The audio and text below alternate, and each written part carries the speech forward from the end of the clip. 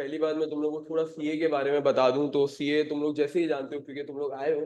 तो ये एक हमारे पास ऑडिटिंग एंड अकाउंटिंग की फील्ड है, ठीक है। तुम्हारे पास जब भी तुम लोग इंटर या ए लेवल से निकलते हो, यहाँ पे कितने लोग इंटर वाले हैं और ए लेवल वाले? कोई भी नहीं है? कोई भी नहीं है? चलो मैं हूँ, ठीक है, तो बता देता हूँ। तो हम लोग जब भी इंटर और ए लेवल से निकलते हैं तो हमारे पास बहुत सारे ऑप्शंस खुलते हैं, ठीक है। फॉर एग्जांपल अगर आपको अकाउंटिंग और फाइनेंस की फील्ड में जाना है तो आपके पास ये ऑप्शन रहता है कि आप बैचलर्स इन कर लो अकाउंटिंग एंड फाइनेंस, ठीक है। इसके अलावा आपके पास एसीसी का ऑप्शन खुल जाता है। इसके अलावा आपके पास सीए का ऑप्शन आ जाता है। अब सीए का ऑप्शन मैंने खुद क्यों ऑप्ट किया मैं तुम लोगों को बता देता हूँ। पहली बात तो ये है, सीए के ऑप्शन में एक बेहतरीन बात मुझे ये लगी थी कि अदर देन द फाइनेंस, मतलब जो पैसों की बात है, जहाँ तक कि पैसे इसमें ज्यादा होते हैं वो अलग बात है इसकी, ठीक है। ठीक है, वो तो तुम लोगों ने सुना ही होगा। एक इसकी अच्छी बात ये है जो मैंने काफी रिसर्च करके देखी थी, वो ये है कि इसको आपको प्रैक्टिकल फील्ड का जो एक्सपोजर है ना, काफी जल्दी मिल जाता है। जैसे फॉर एग्जाम्पल अभी तुम लोग पीआरसी में हो, पीआरसी में ही हो ना, तुम लोग जागे हुए क्यों नहीं लग रहे? ऐसा लग रहा है बिल्कुल खामोश तबीयत के बैठे हुए हो तुम लोग। मेरा पिछला बैच है उसमें सब लोग इंटरेक्ट कर रहे थे पहली क्लास में। खैर, हम लोग तुम लोग अभी फिलहाल पीआरसी में हो, फिर इसके बाद तुम लोग आओगे कैफ में आओगे, ठीक है। कैफ तुम्हारे पास सेकंड लेवल होता है। फिर इसके बाद तुम आओगे सीए फाइनल में, ठीक है। अब जैसे ही तुम लोग का कैफ होगा ना, तो तुम लोग की प्रैक्टिकल लाइफ शुरू हो जाएगी। कैसे हो जाएगी? कि तुम लोग को फॉर्म में एक इंडक्शन मिलेगी। जैसे फॉर एग्जाम्पल काफी आपके पास फॉर्म्स हैं जो कि आपको प्रैक्टिस करवाती है ऑडिटिंग और अकाउंटिंग की। जैसे फॉर एग्जाम्पल पीडब्ल्यूसी हो गई, बिग फॉर्म्स हो गए आपके पास, के अलावा दूसरी फॉर्म्स हो गई। तो इससे तुम्हारा फायदा ये सीए में आने का कि जैसे ही तुम्हारा कैफ होगा ना, तुम्हें प्रैक्टिकल लाइफ का एक्सपोजर मिलना चलना स्टार्ट हो जाएगा। बीएससी अकाउंटिंग एंड फाइनेंस में क्या होता है आपके पास, मैं वैसे अपने एक्सपीरियंस से बता रहा हूँ क्योंकि अब काफी मेरे दोस्त वहां गए। पहली बात तो ये है कि प्रैक्टिकल एक्सपोजर कंपलसरी नहीं होता। जैसे यहाँ पे आपने ना आर्टिकलशिप करनी है, इंटर्नशिप करनी है आपने, फॉर एग्जाम्पल फॉर्म्स की मैंने जो बात की, क्या उसमें आपके पास कंपलसरी होती है बीएससी अकाउंटिंग एंड फाइनेंस में? मोस्ट ऑफ द यूनिवर्सिटीज में ये चीज कंपलसरी नहीं होती। तो वो क्या करता है, 4 साल रगड़ के जब वो यूनिवर्सिटी से बाहर आता है ना, तो इसको एक बड़ा मसला ये होता है कि जब वो यूनिवर्सिटी से बाहर आ रहा है इसका कोई एक्सपीरियंस नहीं होता यूजुअली, ठीक है।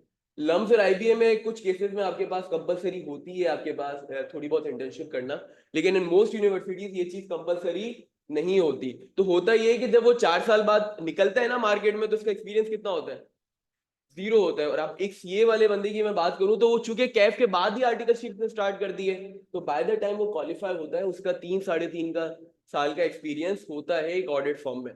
तब वो निकलता है तो कोई ये आपसे नहीं पूछेगा कि आपका एक्सपीरियंस कितना है, क्योंकि आप ऑलरेडी एक ऑडिट फॉर्म में गुजारते हुए आ रहे हो, अच्छा खासा आपका एक्सपीरियंस है। इस वजह से एक क्वालिफाइड सीए की जो आप सुनते हो ना कि डायरेक्ट 2.5 3 लाख 3 लाख सैलरी होने की वजह प्राइमरीली यही होती है कि एक तो ऑब्वियसली टेक्निकल रीजन से सीए की जो पढ़ाई होती है वो टेक्निकली काफी अच्छी होती है, ठीक है। और इसके अलावा ये होता है कि आपको एक ऑलरेडी एक एक्सपीरियंस मिल चुका होता है, ठीक है। एक ऑलरेडी आपके पास एक्सपीरियंस होता है जिसकी बुनियाद पे आपको जो इंडस्ट्रीज होती हैं, फर्म्स होती हैं, जो भी आप सीए करके आपके पास जो ऑप्शंस होंगे, उसमें आपके पास एक अच्छी सैलरी पैकेज होने की वजह ये होती है कि आपके पास ऑलरेडी एक एक्सपीरियंस होता है। ऑन अदर हैंड आपके पास बीएससी अकाउंटिंग एंड फाइनेंस में एक बड़ा मसला ये होता है कि उनको पहले एक्सपीरियंस अच्छा खासा लेना पड़ता है 4 साल के बाद, तो फिर उनकी स्टार्टिंग सैलरी थोड़ी निस्बतन कम होती है, सही है। अब एक और ऑप्शन आपके पास, एसीसी का ऑप्शन किस किस ने सोचा था और गया नहीं, ठीक है। अच्छा, एसीसी के ऑप्शन ऑनेस्टली अच्छा ऑप्शन है, ठीक है। अगर तुम लोग ने यूनिवर्सिटी से कंपेयर करना है तो अच्छा ऑप्शन है। लेकिन अगर मैं सीए और एसीसी को कंपेयर करूं ना इन पाकिस्तान, पाकिस्तान इन पर्टिकुलर, तो सीए की डिमांड ज्यादा है।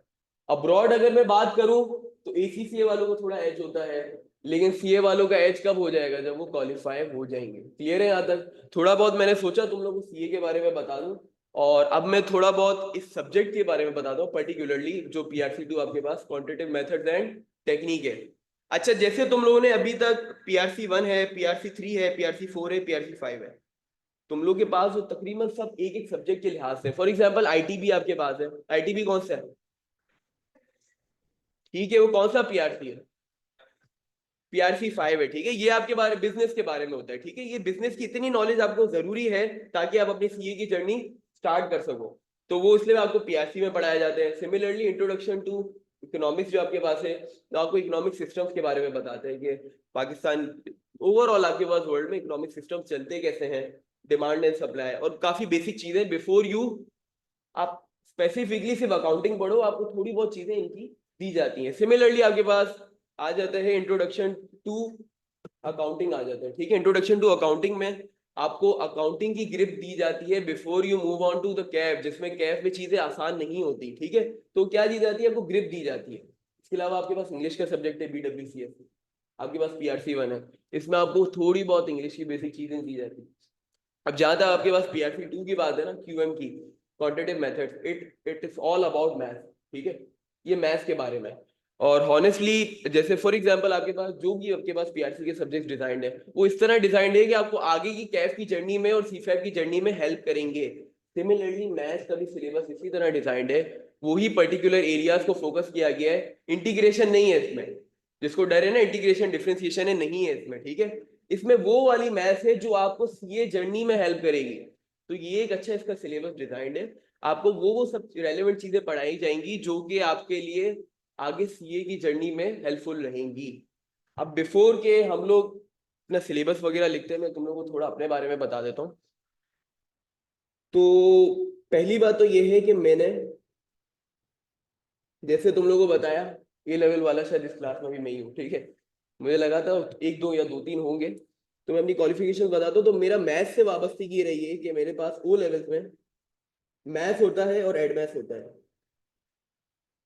ठीक है। और इसके अलावा मैंने A लेवल्स में मैथ्स लिया था। अच्छा, एक आपके पास एड मैथ्स का मतलब ये है कि आपके पास जैसे इंटर में नॉर्मल मैथ्स होती है, ठीक है, एडिशनल मैथ्स है ये, ठीक है। आप नॉर्मल मैथ्स भी पढ़ते हो और एडिशनल मैथ्स पढ़ते हो, जो थोड़ी एडिशनल नॉर्मल मैथ्स से डिफिकल्ट होती है। सिमिलरली A लेवल्स में मैंने पढ़ी थी मैथ्स, और फिर इसके बाद पढ़ी थी, अब ये खतरनाक चीज है, तो फर्दर मैथ्स लिखी है ना मैंने।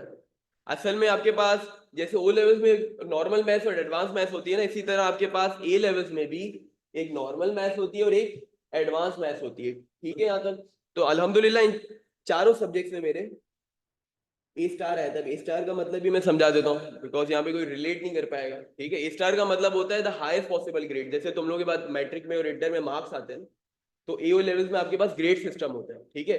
आपके पास E होता है, D होता है, C होता है, B होता है, A होता है, फिर जो हाईएस्ट ग्रेड होता है ना पॉसिबल, वो होता है A स्टार होता है आपके पास पॉसिबल, ठीक है। इसके अलावा मैं अपनी CA जर्नी की बात करूं तो मेरे पास मैंने कैफ के पेपर दिए हैं, और इसमें अल्हम्दुलिल्लाह मेरा FAR 1, जो कि आपके पास पहला कैफ होता है, ठीक है। जैसे ही आप लोग PRC में निकलोगे ना, तो आपका जो पहला पेपर होगा ना, जो नॉर्मली लोग लेते हैं, वो आपके पास होता है FAR 1। उसमें अल्हम्दुलिल्लाह मेरा मेरिट आया था। मेरिट का क्या मतलब है, किसी को आइडिया है?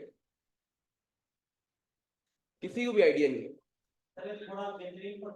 बेहतरीन परफॉर्मेंस को जज कैसे करोगे? ऑल ओवर पाकिस्तान में हाईएस्ट मार्क्स होते हैं, ठीक है। अल्हम्दुलिल्लाह ये चीज मेरी FAR 1 में भी आई थी, और FAR 2 में तो अभी दी है ना मैंने, टैक्स में आई थी। मेरे पास जो पहले चार होते हैं ना, वो आपके पास होते हैं FAR 1, tax, B law, business law और कॉस्टिंग एंड मैनेजमेंट अकाउंटिंग, ठीक है। मैंने चार चार करके दिए थे पेपर, जो कि मैक्सिमम पॉसिबल फास्टेस्ट रूट है जो आप दे सकते हो कैफ के पेपर में। पांच तीन करके नहीं दे सकते, चार चार करके आप दे सकते हो। सिमिलरली जैसे आप PRC में आपके पास 5 सब्जेक्ट है ना, तो कुछ लोग ये भी करेंगे कि 5 के 5 सब्जेक्ट दे देंगे, कुछ करेंगे कि 3-2 करके देंगे, और कुछ शायद करेंगे कि 2-2 1 करके देंगे, ठीक है। तो आपके पास ऑल द पॉसिबल रूट्स हैं। तो ये मैंने क्या किया था, फास्टेस्ट रूट मैंने ऑप्ट किया था। अब मैं थोड़ा अपने एक्सपीरियंस के बारे में बात कर देता हूँ। देखो, मैथ्स से मेरी वाबस्तगी की, चूंकि पढ़ने के लिहाज से भी मेरे काफी, इसमें मेरे पास वो है आपके पास कि मैंने एड मैथ्स पढ़ा था, फर्दर मैथ्स पढ़ा था। अब इसके अलावा एक्सपीरियंस की मैं बात करूँ,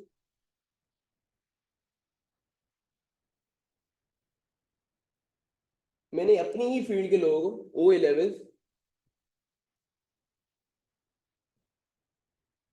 math, accounting and economics, commerce field का बंदा था, तो मुझसे एक्सपेक्ट क्या करोगे, साइंस तो नहीं पढ़ाऊंगा मैं, जाहिर है।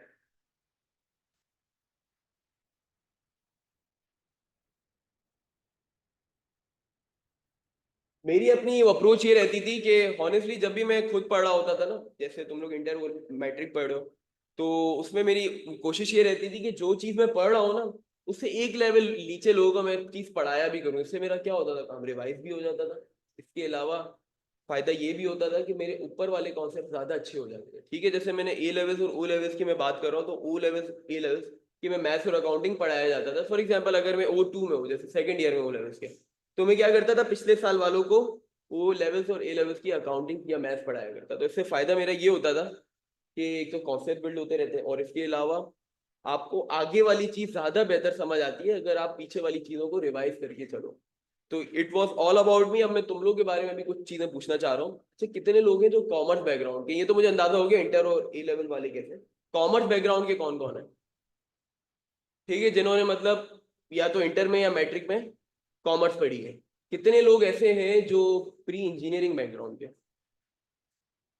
ठीक है। और कितने लोग प्री मेडिकल के हैं? ठीक है। अच्छा, मैं तुम लोग से जो आपके पास ओवरऑल मैं तुम लोग से रीजन पूछना चाह रहा हूँ, तुम लोगों ने सीए ज्वाइन क्यों किया है? स्पेसिफिकली मैं पूछूंगा, ठीक है, आपने क्यों किया ज्वाइन? इंटरेस्ट था अकाउंटिंग एंड फाइनेंस में, ठीक है। कोई ऐसा है जो माँ बाप के प्रेशर में आगे जिन्होंने ज्वाइन किया हो? तो ये सब वो तो नहीं करेगा, यहाँ पे हाथ तो नहीं खड़ा करेगा। कोई है ऐसा? वैसे कोई इस पे नहीं आ रहा रिकॉर्ड पे, कोई है? कोई है आप लोग में से ऐसा, ऑनलाइन वालों? क्योंकि ये मैंने काफी सुना है, मेरे बैचमेट भी है ना काफी, लेकिन वो फिर रिग्रेट नहीं करते। अगर पेपर पास हो जाते ना, वो तो अच्छा डिसीजन था, चाहे माँ बाप के प्रेशर में किया हो या खुद किया हो। भाई ऑनलाइन वालों बिल्कुल ही आप लोग हैंग हो गए हो। नहीं, ऐसा नहीं है, चलो अच्छी बात है। खुद मतलब खुद शौक से आए हो ना, मतलब खुद शौक से आए हो। और एक ऑनेस्टली अच्छा डिसीजन है, ठीक है। मैं एक एक्सपीरियंस इसलिए बोल रहा हूँ क्योंकि मेरे पास बहुत सारे ऑप्शंस अवेलेबल थे। यूनिवर्सिटी का भी ऑप्शन अवेलेबल था, ईसीसी का भी ऑप्शन, और सीए का ऑप्शन। मैंने सीए इसी वजह से ऑप्ट किया जो मैंने तुम लोग को स्टार्टिंग में रीजंस बताए। और हॉनेस्टली बहुत अच्छी फील्ड है, लेकिन इसमें एक बहुत बड़ी रिक्वायरमेंट है, कंसिस्टेंसी, मेहनत के साथ काम रेगुलरली करते रहना। अगर ये चीज वे लैग कर गए तो फिर तुम लोग के पास मसला ही होगा। ये तो कैफ और वगैरह तो हो जाएगा, लेकिन it will take too much time कि तुम लोग फिर बोलोगे मैं बेहतर था कि कहीं और चला जाता। तो सीए में अगर तुम लोगों ने रहना है, तो मैं अपने एक्सपीरियंस से बात कर रहा हूँ, जितना मेरा कैफ का अभी तक एक्सपीरियंस है, कि तुम लोगों ने इसको परसिस्टेंसी के साथ काम करना है, रेगुलरली चीजें निपटानी है, जो चीज काम दी जाए उसको रेगुलरली बेसिस पे करना है। अगर ये तुम लोग कर लेते हो, तो मैं तुम लोग को अश्योरिटी दे रहा हूँ, एग्जाम के दिन के तुम लोग के पास इतना प्रेशर नहीं होगा। चीजें जब इतनी कंपाइल हो जाएंगी ना, तब तुम लोग प्रेशर में नहीं होगे कि यार ये इतनी सारी चीजें रह गई हैं, क्योंकि तुमने हर रोज का काम हर रोज निपटाया है। ये बहुत बड़ी रिक्वायरमेंट है सीए की। तुम किसी से भी सुन लो जो सीए की फील्ड में है, जो भी क्वालिफाइड सीए होता है ना, उसकी एक क्वालिटी तुम देखोगे, एक तो मेहनत बहुत करता है, और दूसरी बात ये है कि रेगुलरली अपना काम करता रहता है। ऐसा नहीं होता जो शायद रुझान इंटर उसमें मैट्रिक में हो या वो लेवल में हो, आखिरी 2 महीने में पढ़ लेंगे, ये नहीं चलता सीए में। जितना मेरा एक्सपीरियंस है मैं बता रहा हूँ, नहीं चलता सीए में। खुद के लिए अजाब बन जाएगी ये चीज, क्योंकि एक तो पहली बात सिलेबस बहुत होता है इसमें, और इसके अलावा चीजें इंटरलिंक्ड होती है। चैप्टर 1 तुमने रिवाइज नहीं किया तो मे बी चैप्टर 2 में तुम स्ट्रगल करो, तो इसका क्या मतलब है? चैप्टर 1 जैसे ही हो तुमने रिवाइज करना है, इन शॉर्ट। ठीक है ना, बढ़े आगे। अच्छा, अब हम लोग थोड़ा बहुत क्यूएम के सिलेबस के लिहाज से बात कर लेते हैं। जैसे मैंने बताया कि एक अच्छी बात मुझे क्यूएम की, मतलब जो आपके पास मैथ्स का पोर्शन है PRC2, उसके सिलेबस की ये अच्छी बात लगती है कि इसमें वो सारी रेलेवेंट चीजें डाली हैं जो तुम्हारी ये जर्नी में फायदेमंद होंगी। इसलिए इसमें इंटीग्रेशन डिफरेंशिएशन नहीं है, तो मैं नहीं काम आएगी ये चीज। ठीक है, कैफ की जर्नी में ये अकाउंटिंग एंड फाइनेंस है, ये मैथ्स की फील्ड नहीं है। तो मैथ्स के वो पोर्शन डाले गए हैं जो कि तुम्हारे पास इसमें काम है। चलो, तुम लोगों ने एटलीस्ट कुछ बोला तो सही। तुम्हारे पास किस चीज में काम है? तुम्हारी सीए जर्नी में काम है, चाहे वो सीए कैफ हो। इसके बाद क्या होता है कैफ के बाद? सीए फाइनल होता है, जिसको हम सीफैप भी कहते हैं, ठीक है। और फिर बिल्कुल एंड में आके एमएसए होता है आपके पास। एमएसए इंश्योर हर चीज का निचोड़ होता है जो तुमने अभी तक सीए में किया है, ठीक है। तो तुम्हारे पास जो PRC2 का सिलेबस डिजाइन ही इसी तरीके से हुआ है कि तुम्हें वो सारी चीजें पढ़ाई जाए जो तुम्हारे सीए में काम है। MSA 1 और MSU खत्म हो जाएगा, लेकिन तब तक तुम लोग इंशाल्लाह PRCF से तो निकल ही जाओगे। तो MSA MSA 2 खत्म करने का इनका मकसद ही यही था कि पेपर्स कम करना। और फिर वो बहुत आगे की बात है, लेकिन फिर भी अच्छी बात है अगर तुम पूछो। इवन तुम लोग के PRC में भी चेंजेस आएंगे, ठीक है, इवन PRC में भी। लेकिन पता है तुम लोगों में क्यों नहीं बताऊं? क्यों? क्योंकि तुम लोगों के लिए रेलेवेंट नहीं है। इंशाल्लाह जब तक वो चेंजेस आएंगी तब तक पास हो जाएगा तुम लोग। अब PRC की जर्नी इतनी लंबी नहीं रहती। PRC की जर्नी मैक्सिमम किसी की रहे भी तो ज्यादा से ज्यादा 6 महीने की रहती है, ठीक है। मैं जो ऐसी जर्नी बताऊं जिसमें लोग ज्यादा फंसते हैं वो है कैश की जर्नी। कुछ लोग होते हैं इवन 4 से 5 साल तक वो चीज कर रहे होते हैं। उनकी क्या क्वालिटी होती है, वो हर रोज का काम हर रोज नहीं करते, ठीक है, या 3 से 2 साल भी लग जाते हैं। आइडियली क्या होता है 1 से 2 साल तक हो जाए आपका कैश, ठीक है। और PRC में मैंने तुम लोगों को बता दिया मैक्सिमम 6 महीने लग जाते हैं, लेकिन इससे ज्यादा नहीं लगती यूजुअली, ठीक है। तो जब तक तुम लोग निकलोगे तब तक वो चीज तुम्हारी क्या कहते हैं स्कीम एप्लीकेबल उस वक्त नहीं होगी। तो इंशाल्लाह तुम लोगों का ये फिलहाल के लिए वो नहीं है, रेलेवेंट नहीं है तुम्हारे लिए। खैर हम लोग QM PRC 2 के सिलेबस पे वापस आते हैं। अच्छा, इसमें ना 2 पोर्शन है आपके। एक तो आपके पास नॉर्मल मैथ्स का पोर्शन है, नॉर्मल मैथ्स जिसको मैं प्योर मैथ भी कहता हूँ। और एक आपके पास है अप्लाइड मैथ्स का पोर्शन है, जो कि आप उसमें पढ़ोगे स्टैटिस्टिक्स। देखो जब भी अप्लाइड मैथ्स की बात होती है ना तो 2 चीजें दिमाग में आती हैं। किसी को आइडिया है क्या 2 चीजें दिमाग में आएंगी? स्टैटिस्टिक्स तो मैंने लिख दिया, और भी एक चीज होती है जो अप्लाइड मैथ्स होती है। अप्लाइड मैथ्स का मतलब मैथ्स की एप्लीकेशन, ठीक है। एक आप पढ़ रहे होते हो 1+1 1+2, ये तो आपके पास नॉर्मल मैथ्स है ना। क्वाड्रेटिक इक्वेशन हो गई, लीनियर इक्वेशन हो गई, इंटीग्रेशन डिफरेंशिएशन हो गई। लेकिन आपके पास एक चीज होती है अप्लाइड मैथ्स। मैथ्स को अप्लाई कहाँ कहाँ कर सकते हैं? तो एक चीज मैंने लिखी है यहाँ पे स्टैटिस्टिक्स। कुछ और आइडिया आ रहा है क्या क्या आ सकता है इसमें? मैं इनपुट चाह रहा हूँ, देखो गलत हो सही हो ये हमारी क्लास में कोई वो नहीं है, मसला नहीं है। हाँ, प्रोबेबिलिटी स्टैटिस्टिक्स का हिस्सा है। आप क्या कह रहे थे? गवर्नमेंट? गवर्नमेंट नहीं, नहीं अप्लाइड मैथ्स, ठीक है। गवर्नमेंट यूज कर सकती है मैथ्स, स्टैटिस्टिक्स में यूज कर सकती है, लेकिन अप्लाइड मैथ्स में क्या मेन ब्रांचेस आ रही हैं? किसी को आइडिया है? चलो मैं बता देता हूँ। एक आपके पास होती है मैकेनिक्स भी होती है, स्टैटिस्टिक्स भी होती है। क्या हमारे सिलेबस में मैकेनिक्स है? नहीं है। Mechanics is related to physics. तो क्या वो चीज हमें पढ़ानी चाहिए सीए में? नहीं पढ़ानी चाहिए ना, तो उसने नहीं रखी वो चीज। सिमिलरली मैथ में भी वो सारी चीजें रखी हैं जो तुम्हारे सीए की जर्नी में काम है। अब हम लोग इसको ब्रेक करते हैं सिलेबस को। पहली बात तो मैं तुम लोग को अबाउट पेपर थोड़ा बता देता हूँ, और फिर इसके बाद सिलेबस पढ़ेंगे।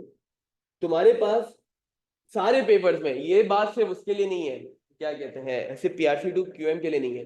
तुम्हारे पास सारे पेपर्स में 50 MCQs आएंगे, और हर MCQ 2 मार्क्स का होगा। तो टोटल तुम्हारे पास मार्क्स कितने बने? मैथ यूज हो रही है भाई, 100 बने, ठीक है। टोटल आपके पास कितने मार्क्स का पेपर है?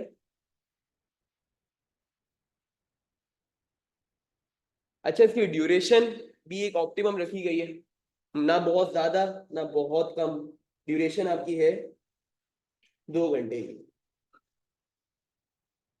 ठीक है। तो तुम लोगों ने इन शॉर्ट क्या 50 MCQs करने हैं, वो भी कितने घंटे में? 2 घंटे में। असल में यहाँ पे तुम्हारे पास हर MCQ 2-2 मार्क का है, ठीक है। तो कुछ MCQs होंगे which will take a long time, जिसमें आपको थोड़ा ज्यादा टाइम लगेगा, और कुछ MCQs होंगे फटाफट हो जाएंगे, ठीक है। तो इसी वजह से 100 मार्क का पेपर डिजाइन हुआ है, जिसकी वजह से चाहे लंबे क्वेश्चन हो छोटे क्वेश्चन हो, अक्यूमुलेटेड इफेक्ट इसका ऐसा होगा कि नॉर्मल बंदे से 100 आपके पास मिनट में, मतलब 100 मिनट क्या 2 घंटे में यूजुअली हो जाता है, ठीक है। यहाँ तक पेपर के बारे में समझ गए हो क्या होगा? अच्छा, तुम लोग के पास क्या रिटर्न पेपर आएगा या कंप्यूटर बेस्ड पेपर आएगा? कंप्यूटर बेस्ड पेपर होगा। मैं तुम लोग को बता देता हूँ PRC में, कैश की बात नहीं कर रहा, सिर्फ PRC में तुम लोग के पास कंप्यूटर बेस्ड पेपर होता है, ठीक है। इसका मतलब क्या है मैं तुम लोग को शॉर्ट में एक्सप्लेन भी कर देता हूँ। तुम लोग जाओगे, आपके पास वर्चुअल यूनिवर्सिटी या कोई भी आपके पास जो वो लगेगा सेंटर लगेगा, उसमें तुम्हारे पास ऑब्वियसली कंप्यूटर बेस्ड पेपर है, तो कंप्यूटर से पूरी कंप्यूटर्स पड़े हुए होंगे वहाँ पे, और हर बंदा अपने अपने कंप्यूटर पे जाएगा, ठीक है। वहां पे अपना लॉग इन करेगा, पासवर्ड और जो भी इसका यूजर नेम है। अब जैसे ही वो लॉग इन करेगा ना, उसके पास पेपर जनरेट होके आ जाएगा। और कंप्यूटर बेस्ड पेपर की ये एक बात है कि जैसे फॉर एग्जाम्पल तुम दोनों पेपर देने गए हो, ठीक है, तो तुम्हारा पेपर इसके पेपर से मुख्तलिफ कंप्लीटली हो सकता है, ठीक है। क्यों होता है ऐसा? क्योंकि पेपर है ना रैंडमली जनरेट होता है, ठीक है। उसका कोई प्रोग्रामिंग ऐसी हुई हुई है कि आपके पास पेपर होता है रैंडमली जनरेट होता है, इसमें से पूरी तुम लोग की क्लास है ना, इसमें से कुछ क्वेश्चंस किसी के लिए आएंगे, कुछ क्वेश्चंस किसी के लिए आएंगे, तो एक सेम पेपर नहीं रहता ओवरऑल कंप्यूटर बेस्ड पेपर की वजह से। क्लियर है यहाँ तक? हमने अभी तक क्या पढ़ा पेपर के बारे में? एक तो 50 एमसीक्यूज होंगे, हर एमसीक्यू कितने मार्क का होगा? 2 मार्क का होगा। इसके अलावा टोटल मार्क्स कितने हैं आपके पास पेपर के? 100 मार्क्स है। और ऑब्वियसली आपके पास जो सीए में पासिंग मार्क्स होते हैं 50 होते हैं, ठीक है। पासिंग मार्क्स आपके पास होते हैं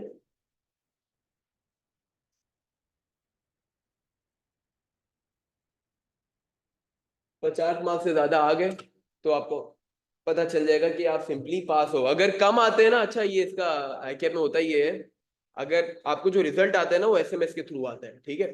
जो आपका रिजल्ट का दिन होगा ना वो एसएमएस के थ्रू आपको रिजल्ट का मैसेज आ जाएगा। अगर आप पास होते हो ना, जैसे 50 मार्क्स से ज्यादा आ गए, तो आपको नंबर नहीं पता चलेंगे, ठीक है। जैसे फॉर एग्जाम्पल आपके 60 मार्क्स आ गए, तो क्या वो 60 मार्क्स लिखेगा? नहीं, आपको क्या लिख देगा? सिंपली कि आप पास हो। लेकिन अगर आपके 50 से कम आ जाए, अल्लाह ना करे, तो वो क्या करेगा? एक तो फेल भी लिखेगा और ऊपर से मार्क्स भी लिख देगा। तो हमने दुआ क्या करनी है? मार्क्स कभी भी हमें ना देखें अपने सीए की जर्नी में, ठीक है। अगर तुम्हें दिख गए तो मतलब अलार्मिंग चीज है, ठीक है। उसका क्या मतलब है? अल्लाह ना करे तुम लोग फेल हो गए हो, ठीक है। यहाँ तक इंशाल्लाह कभी भी हमें मार्क्स नजर आएंगे? नहीं आएंगे? नहीं आएंगे, ठीक है। अच्छा, रीजन क्या होता है मार्क्स बताने का अगर फेल हो जाए?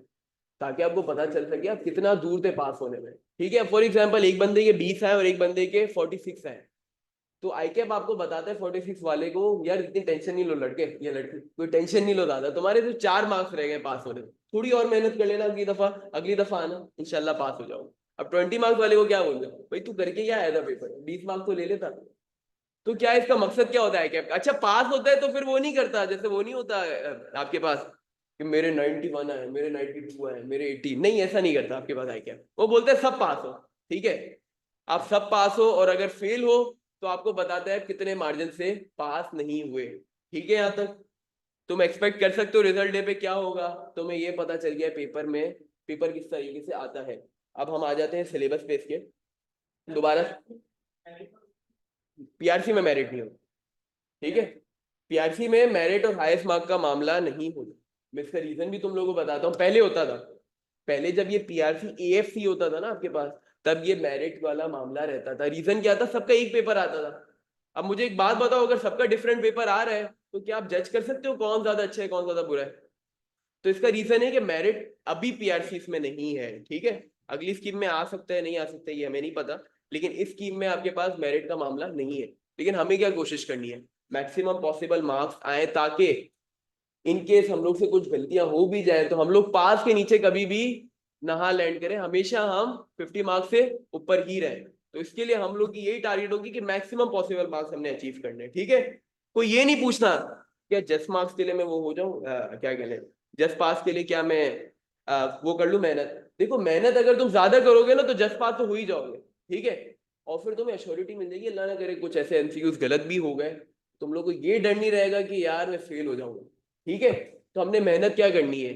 जितने मैक्सिमम पॉसिबल मार्क्स हम ले सके हमने लेने हैं, ठीक है। यहाँ तक आपके पास अब सिलेबस पे आ जाता हूँ मैं। अच्छा, सिलेबस में आपके पास 5 पोर्शन है। देखो इसमें हमने हालांकि लिख दिया मैथ्स और आपके पास स्टैट्स का पोर्शन है, लेकिन आपके पास मैथ्स के पोर्शन में 2 पोर्शन है, ठीक है। मैथ्स ओवरऑल आपके पास एक सेक्शन है ना, उसमें आपके पास 2 पोर्शन है। मैं इसको चाह रहा हूँ तुम लोग नोट कर लो, ठीक है। सिलेबस से यहाँ से नोट करना स्टार्ट कर दो, और अबाउट द पेपर भी अगर नोट नहीं किया तो नोट कर लो। अच्छा, पहले हम आ जाते हैं मैथ्स के हिस्से पे जिसका नाम है बेसिक मैथ।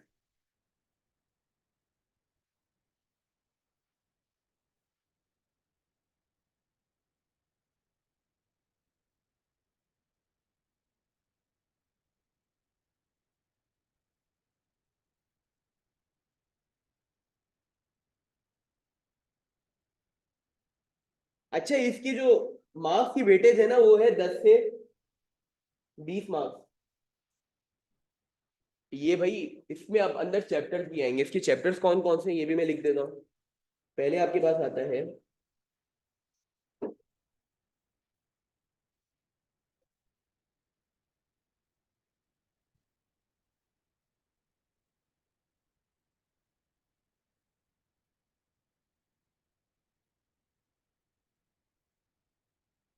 ये आपके पास है चैप्टर नंबर 1। सबसे मैं कहूंगा आसान तरीन जो क्यूएम का जो आपके पास चैप्टर है वो ये चैप्टर नंबर 1 है आपके पास। इसके बाद हम आ जाते हैं क्वाड्रेटिक इक्वेशन से।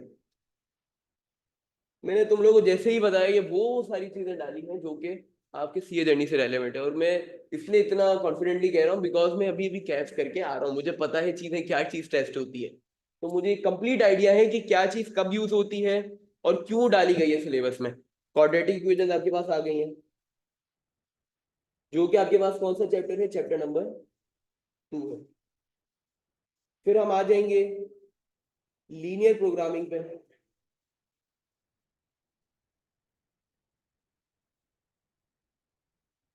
फिर हमारे पास आता है एपीजीपी, जिसको हम कहते हैं arithmetic progression and geometric progression. अच्छा, इन चारों में से कौन से ऐसे हैं जिन्होंने ये लीनियर इक्वेशन कोऑर्डिनेट सिस्टम कहीं ना कहीं सुना हो या पढ़ा हो? कितने लोग ऐसे हैं? ठीक है। और क्वाड्रेटिक इक्वेशन? ठीक है, कहाँ पढ़ा था? इंटर या मैट्रिक में पढ़ा था? फर्स्ट ईयर में, ठीक है। और किसी ने एपीजीपी पढ़ा हुआ है? एपीजीपी पढ़ा हुआ है, arithmetic progression and geometric progression, ठीक है। और कितने लोग ऐसे हैं, मैं एक्सपेक्ट नहीं कर रहा होंगे, लीनियर प्रोग्रामिंग किस किसने पढ़ा पढ़ा हुआ है? हाँ ये, चलो अच्छी बात है। खैर, इट डजेंट मैटर कि किसी ने पढ़ा हो या नहीं पढ़ा हो, हमने तो उसको स्क्रैच से ही स्टार्ट करना है। अच्छी बात ये होगी लोगों के लिए जिन्होंने पढ़ा है, उनका अच्छी बात ये है कि दोबारा से रिकॉल भी हो जाएंगी चीजें और हम उसको नेक्स्ट लेवल पे भी ले जा सकेंगे। ये हमारे पास क्या हो गया, बेसिक मैथ्स हो गया है। क्या मैथ्स का पोर्शन यहाँ तक है? नहीं, मैथ्स का आपके पास दूसरा हिस्सा भी है। मैथ्स में आपके पास जो दूसरा हिस्सा है वो सबसे इंपॉर्टेंट है आपके पास, जो है फाइनेंशियल मैथ, जिसकी वेटेज आपके पास है तकरीबन 15 से 25 मार्क्स की। इसमें क्या क्या चैप्टर्स आते हैं आपके पास? इसमें आपके पास आता है एक तो कंपाउंडिंग के रिलेटेड चैप्टर है और डिस्काउंटिंग से रिलेटेड चैप्टर है। अब ये मेरे ख्याल से अगर तुम लोगों ने पढ़ा भी है तो सिंपल इंटरेस्ट किस किसने पढ़ा हुआ है? सिंपल इंटरेस्ट पढ़ा हुआ है ना? ठीक है। कंपाउंड इंटरेस्ट किसने पढ़ा हुआ है? एन्युइटी किसने पढ़ी हुई है? पढ़ी हुई है, चलो अच्छी बात है। लेकिन हम लोग के लिए हमने वैसे ही इसको स्क्रैच से ही स्टार्ट करना है तो इतना इशू नहीं, लेकिन फाइनेंशियल मैथ में कहूंगा सबसे इंपॉर्टेंट।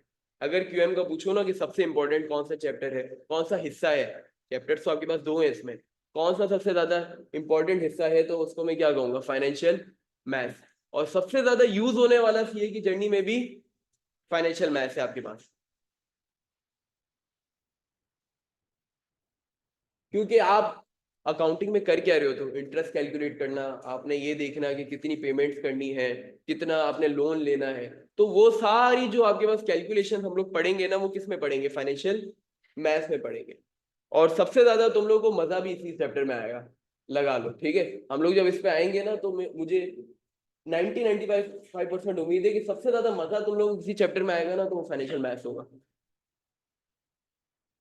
आपके पास। फिर हम आ जाते हैं, अच्छा ये आपके पास दो चीज, आपके पास जो हिस्से थे ना वो मैथ्स के रिलेटेड थे। अब हम आएंगे स्टैट्स, हम लोग का स्टार्ट हो रहा है, ठीक है। ये दो हिस्से किसके लिए थे? मैथ्स के लिए। अब जो हमारे पास हिस्से हैं ना वो किसके लिए, स्टैट्स के लिए, स्टैटिस्टिक्स के लिए। अब स्टैटिस्टिक्स तो होता ही पास्ट डेटा के बारे में, डेटा प्रोबेबिलिटी, जैसे आप लोगों ने बोला था, प्रोबेबिलिटी हो गई, सैम्पलिंग हो गई। तो ये जो आपके पास स्टैट्स का हिस्सा है ना, इसमें जो आपके पास पहला पोर्शन आ रहा है वो किसके बारे में, डेटा एनालिसिस के बारे में। और इसकी वेटेज तुम लोग देखो, 20 से 30 मार्क्स की है। काफी भारी लग रहा है और है भी भारी। इसमें आपके पास एक या दो चैप्टर थे, इसमें आपके पास 4 चैप्टर थे। Collection and representation of data,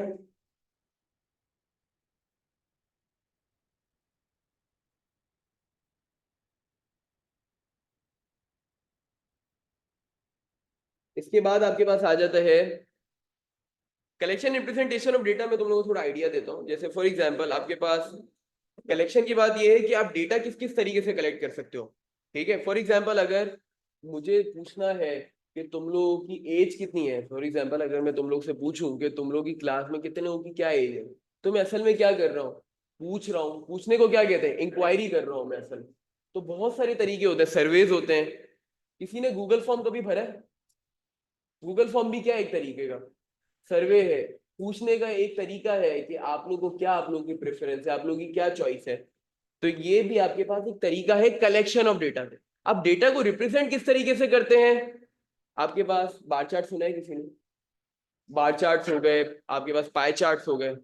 बहुत सारे तरीके क्या है आपके पास रिप्रेजेंट करने के डेटा के। एक तो आपके पास रॉ डेटा होता है, टू टू, जैसा भी अगर तुम लोग से मैं एज पूछूं और सबको एज को यहाँ पे लिस्ट डाउन कर लूं, तो ये मेरे पास रॉ डेटा है, ये देखने में भी अजीब सा लग रहा है, समझ ही नहीं आ रहा। अब फिर मैं क्या करूं, इस ये जो मैंने डेटा कलेक्ट किया इसको मैं अगर ऑर्गेनाइज करूं ना, तो ये समझने के लायक भी रहेगा, जिससे मैं कंक्लूजन ड्रॉ कर सकता हूँ। तो यहाँ पे आपके पास ये जो चैप्टर है ऑल अबाउट दिस, कि हम डेटा को कलेक्ट करें और उसको फिर रिप्रेजेंट करें। ठीक है, फिर इसके बाद आपके पास इसी में आ जाते हैं मेजर ऑफ डेटा। मैं तुम लोग को इसलिए बताता भी जा रहा हूँ क्या क्या चीजें तुम लोग इससे एक्सपेक्ट करो, ताकि तुम लोग के लिए अंदाजा हो कि इसमें आएगा क्या क्या। अच्छा, मेजर ऑफ डेटा में हम वही पढ़ेंगे, मीन, मोड, मीडियन, और फिर इसके अलावा थोड़ी एडवांस चीजें भी आएंगी। जैसे फॉर एग्जांपल इसमें आपके पास आएगी क्या कहते हैं, स्टैंडर्ड डिविएशन आ जाएगी आपके पास। इसके अलावा आपके पास क्यूएनएस आ जाएगी, वेरिएंस आ जाएगी, बिल्कुल। तो ये हम लोग मेजर ऑफ डेटा में पढ़ेंगे। हम डेटा को अब मेजर कर रहे हैं, हमने कलेक्ट किया, रिप्रेजेंट किया, फिर इसके बाद हम डेटा को मेजर करना स्टार्ट कर रहे हैं। आपके पास जो तीसरा पोर्शन है वो है इंडाइसेस का। ठीक है, ये इंडाइसेस वो वाले नहीं है जो 2 पावर 2 होता है, 2 पावर 3 होता है। ये आपके पास स्टैट्स के इंडाइसेस हैं, वो थोड़े डिफरेंट होंगे। ठीक है, इसमें आप वो पढ़ोगे इन्फ्लेशन रेट के बारे में, कंज्यूमर प्राइस इंडेक्स के बारे में, और ऐसी वैसी चीजें। ठीक है, हाँ, तो कुछ कह रहे हैं? हाँ, चेन इंडाइसेस और ये सब आप पढ़ोगे। ठीक है, फिर आपके पास आ जाता है रिग्रेशन एंड कोरिलेशन। वर्ड्स थोड़े डरावने हैं, लेकिन हॉनेस्टली इतना मुश्किल नहीं है। ठीक है, किसी ने सुना है ये नाम, कोरिलेशन सुना है किसी ने? रिग्रेशन सुना है? आई मोस्ट केसेस में कोरिलेशन थोड़ा बहुत पढ़ा होगा। कोरिलेशन आपको बताता है कि दो वेरिएबल्स रिलेट किस तरीके से करते हैं, और रिग्रेशन उसका मेजर होता है। ठीक है, न्यूमेरिकल वैल्यू होती है आपके पास। क्लियर है यहाँ तक? नोट कर लिया सबने? अब हम आगे थोड़ा और आते हैं, आपके पास यहाँ तक खत्म नहीं है, थोड़ी और चैप्टर्स आपके पास है। आपके पास है प्रोबेबिलिटी, जो अभी आप लोगों ने बोला था कि इसकी एप्लीकेशन है, बिल्कुल प्रोबेबिलिटी भी आता है, एंड प्रोबेबिलिटी डिस्ट्रीब्यूशन।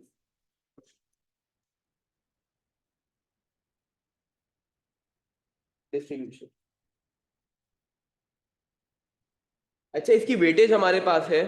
जैसे हर उसकी हमने वेटेज बताई, इसकी वेटेज आपके पास है 15 से 20 मार्क्स।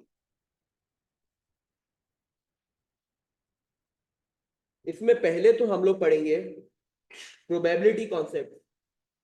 पहले हम पढ़ेंगे प्रोबेबिलिटी किस चीज को कहते हैं। ठीक है, पहले तो हम बेसिक्स पढ़ेंगे प्रोबेबिलिटी के, प्रोबेबिलिटी कॉन्सेप्ट। इसके बाद हम आएंगे प्रोबेबिलिटी डिस्ट्रीब्यूशन पे।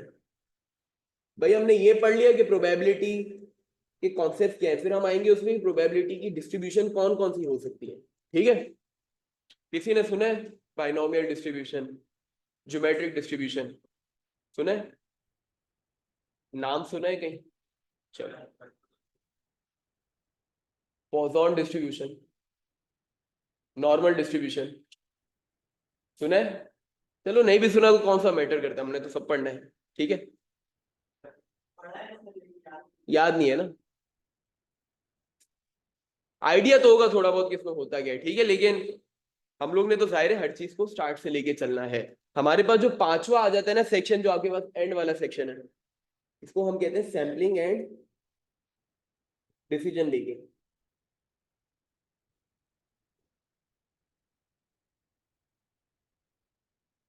मुझे एक बात बताओ, मैं तुम लोगों को सैम्पलिंग का थोड़ा बहुत आइडिया देता हूँ। अगर मुझे एक पूरी कंट्री में से सर्वे करना है कि किसी की क्या चॉइस है, किसको कौन सा पॉलिटिशियन पसंद है, तो क्या मैं एक एक बंदे से चूज करूं? तो क्या मेरे लिए ये आसान होगा? एक एक बंदे के पास जाओ, कितनी आवाम है हमारे यहाँ पाकिस्तान की, अंदाजा है तुम लोग? 22 या 23 मिलियन है, ठीक है आपके पास। तो क्या मेरे लिए पॉसिबल है क्या मेरे पास इतने पैसे होंगे कि मैं हर किसी के पास जाके सबसे पूछूं, या कोई भी उनकी चॉइस पूछूं? पॉलिटिशियन तो एक एग्जाम्पल है ना। तो क्या ये मेरे लिए पॉसिबल होगा? तो मैं क्या करता, एक सैंपल ले लेता। सैंपल को क्या कहते हैं, कुछ मैं वहां से पकड़ लेता, कुछ मैं बलूचिस्तान से पकड़ लेता, कुछ सिंध से पकड़ लेता। असल में मेरा मकसद क्या होता, कि टोटल पॉपुलेशन को मैं टेस्ट नहीं कर सकता, मेरे लिए पैसे भी इतने नहीं है और रिसोर्सेज भी इतने नहीं है। तो मैं क्या करता, थोड़े बहुत सिलेक्ट करता चीजें, और उससे मैं अपना कंक्लूजन ड्रॉ कर लेता कि क्या पूरे पाकिस्तान को कौन सा पॉलिटिशियन पसंद है। ठीक है, तो ये हमारे पास, हम लोग सैम्पलिंग एंड डिसीजन मेकिंग में इस बारे में पढ़ेंगे। और ये चीज आपके पास 20 से 25 मार्क्स। इसमें आपके पास 3 सेक्शन आ जाते हैं। एक तो सैम्पलिंग एंड एस्टिमेशन के बारे में, फिर हम पढ़ेंगे हाइपोथेसिस टेस्टिंग,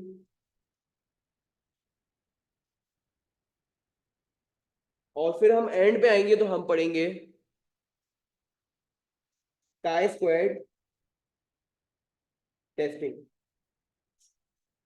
अच्छा, मुझे जरा यहाँ पे बताओ कि टोटल चैप्टर्स कितने बने, अगर मैं लाल की बात करूँ, ये तो चैप्टर है ना आपके पास।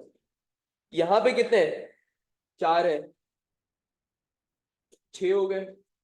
ठीक है, फाइनेंशियल मैथ्स मिला के कितने हो गए टोटल? 6 चैप्टर। सिर्फ रेड को काउंट करेंगे क्योंकि ये तो चैप्टर थे आपके पास। फिर इसके बाद कितने हो गए ये? ठीक है, फिर 12, और फिर, तो आपके पास टोटल चैप्टर्स कितने हुए? 15 चैप्टर। क्लियर है यहाँ तक सबको? अच्छा, हम लोग यहाँ तक क्लास रखते हैं। कोई तुम लोगों को क्वेश्चन सीए से रिलेटेड या हमारे सब्जेक्ट से रिलेटेड कुछ पूछना है? स्क्रॉल कर दूं ऊपर या नीचे? नीचे यहाँ तक आ जाऊंगा, ऊपर की बात कर लूंगा। अच्छा, थर्ड लाइन सही है। और करूँ ऊपर? भाई कोई चीज पूछनी है किसी को? हाँ बोलो। अच्छा, क्या पीआरसी 2 की एग्जामेशन की बात कर रहे हो? भाई पीआरसी 2 की एग्जामेशन के लिए तुमने फर्दर मैथ देना पड़ेगा, वही लेवल वाला। तो हाँ यार, एक और रिक्वायरमेंट थी, एक और था आपके पास ऑप्शन। वो मैं कल की क्लास में तुम लोग को स्पेसिफिकली, जो हमारी नेक्स्ट क्लास होगी उसमें स्पेसिफिकली बताऊंगा। वैसे मेरे ख्याल से बहुत मुश्किल है किसी की एग्जामेशन हो। अगर एग्जामेशन होती है तो उसको पता भी होना चाहिए ताकि उसको पेपर ना देना पड़े। अच्छा, एग्जामेशन का क्या मतलब है ये भी मैं बता देता हूँ। कुछ आप इंटर मैट्रिक या ओए लेवल्स में कुछ ऐसे सब्जेक्ट्स पढ़ते हो जिसकी बेसिस पे आपको पीआरसी में एग्जामेशन मिल जाती है। एग्जामेशन का मतलब ये है, आपका बगैर पेपर दिए पास हो जाता है, इसका ये मतलब होता है। बिकॉज आप वो रेलेवेंट सब्जेक्ट्स ऑलरेडी पीछे पढ़ के आते हो, तो आईकेएफ बोलते हैं यार दोबारा मजदूरी नहीं करो, दोबारा से आप पेपर नहीं दो, आप एग्जामेशन ले लो। बिकॉज आप ऑलरेडी वो चीजें पीछे पढ़ के आ रहे हो, तो क्या दोबारा फायदा पढ़ने का, तुम्हें आती है वो चीजें। तो एग्जामेशन का ये मतलब होता है। क्यूएम की जहां तक एग्जामेशन की बात है, मुझे एग्जामेशन मिली थी, और शायद मैं बैच में शायद वाहिद था जिसकी एग्जामेशन थी, because of further math. Further math usually नहीं होता लोगों का, 2 मिनट में हो जाएगी क्लास का।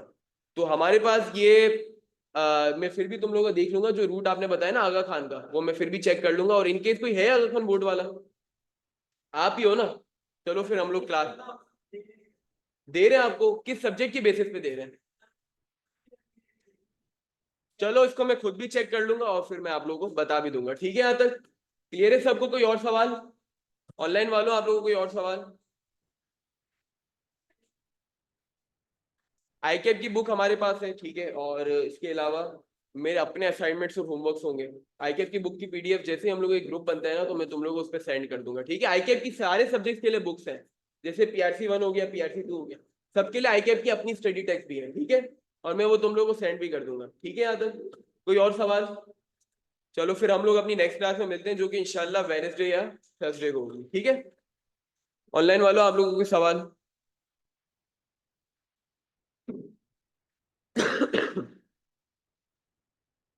हाँ, ग्रुप बनाने का बोल देंगे जैसे ही थोड़ा आगे चीजें लेके चलते हैं ना। ठीक। ओके सो एवरीवन, अल्लाह हाफिज। तो ख्याल रखना अपना। अच्छा, कोई इसमें ऑनलाइन वालों में इंटर और ए लेवल वाले कितने हैं, अगर तुम लोग अभी तक हो उसमें ऑनलाइन पे बैठे हुए हो? जो इंटर वाले हैं वो आई लिख दें, जो ए लेवल वाले हैं वो ए लिख दें, अंदाजा हो जाएगा मुझे। ठीक है। ओके। ओके। ठीक है। ओके ठीक है। चलो ठीक है फिर।